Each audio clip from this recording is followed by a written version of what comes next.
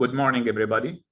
My name is Fares Howari, and I am the Dean of the College of Natural and Health Sciences and a Professor of Environmental Sciences and Engineering at Zayed University. I have been asked by the conference organizing committee to give a very short presentation on climate and water issues.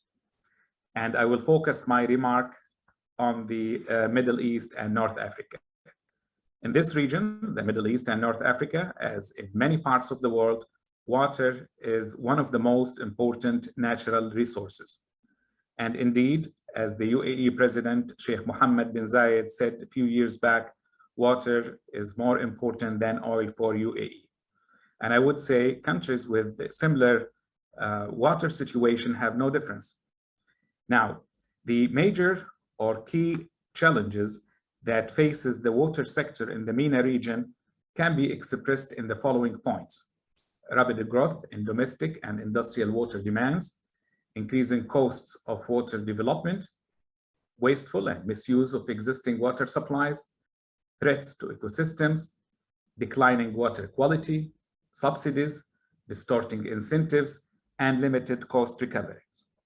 Now, these challenges have been discussed in many conferences, meetings, workshops, and experts, local, regional, and international experts recommended two main scenarios to deal with water scarcity in this region, the MENA region. The first is to enhance the sustainable water production, and the second is to improve the water demand management options, especially the demand or the water demand in the agricultural sector, and I would say also in the industrial and urban sectors or residential sectors as well. You can see here in this diagram a snapshot of the state of water in the MENA region. The countries in the MENA region can be clustered in three categories in terms of water quality and quantity severities. For example, Algeria, Egypt, Iraq, Lebanon, Morocco, Syria, and Tunisia fall under the high water quality severity and low water quantity severity, whereas Jordan, Palestine, and Yemen fall under the high water quality severity and high water quantity severity. Now, these three countries are suffering the most. And if you look at Bahrain, Kuwait, Oman, Qatar, Saudi Arabia, and United Arab Emirates, they all fall under the category of low water quality severity and high water quantity severity. These countries, they have most of their water resources from desalination plants as well as groundwater resources. Now, as you can see in this map, several countries and their major cities in the region share both surface and groundwater resources. They share surface and groundwater resources. And it is fair to say that the region, the MENA region, is the most water stressed in the world. We have in the region either arid countries, which means even with management options, they will not be able to overcome the impact of water scarcity on their socio-economic development. Whereas the hyper-arid countries, they can do that, or they can overcome the impact of water scarcity using management options. Now we have another countries or another group of countries or category, which is the transboundary countries. Now this category have their water resources outside or originate outside their borders. Many publications and many international organizations, decision makers, presentations predicted a future conflict over water in the region, and even some people or experts, they went further. They expected an economic break on the socio-economic development, or they expected a break on the socio-economic development due to the increasing pressure on the water resources in the MENA region. Now, I personally believe that water challenges should promote collaboration and innovation to deal with the challenges that result from or come out of the water scarcity issues. The elephant in the room is the climate change. Climate change will put further pressure on the already declining water resources. It will put a pressure on the quality and the quantity, especially in the arid regions. From this diagram, which is a simple diagram, one can observe that there is a significant increase in the water demand and consumption associated with hot weather.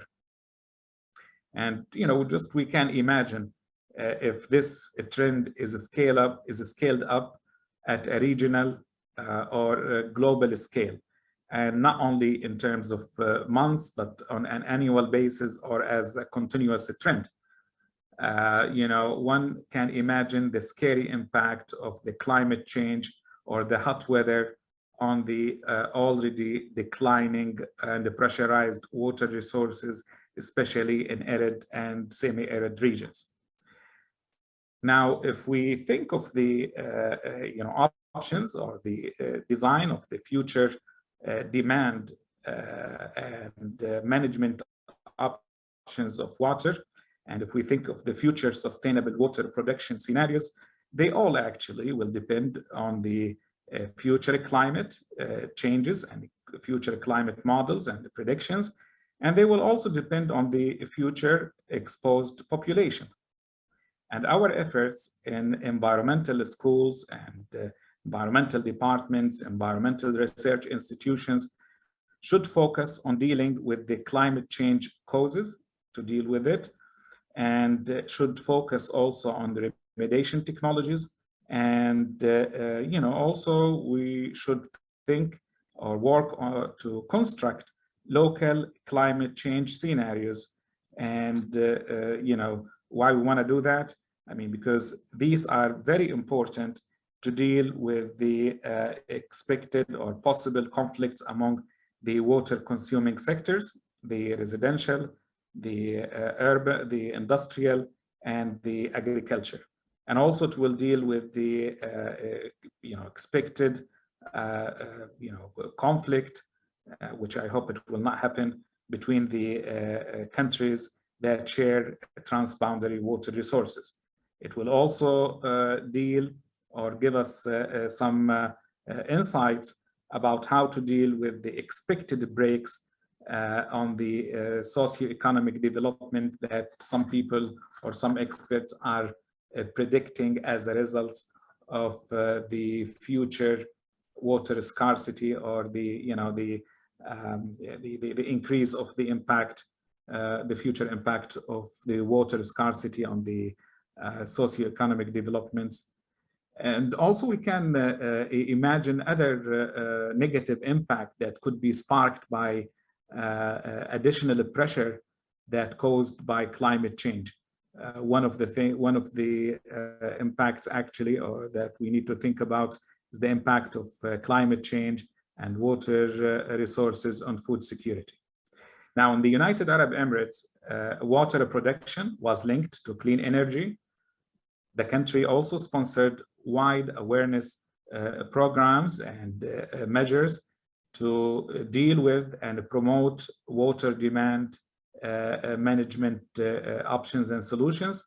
And the country also sponsored many initiatives to curb carbon dioxide emission, such as carbon capture and storage, and the increase in the size of mangrove forest across the country in the different emirates, and many other options.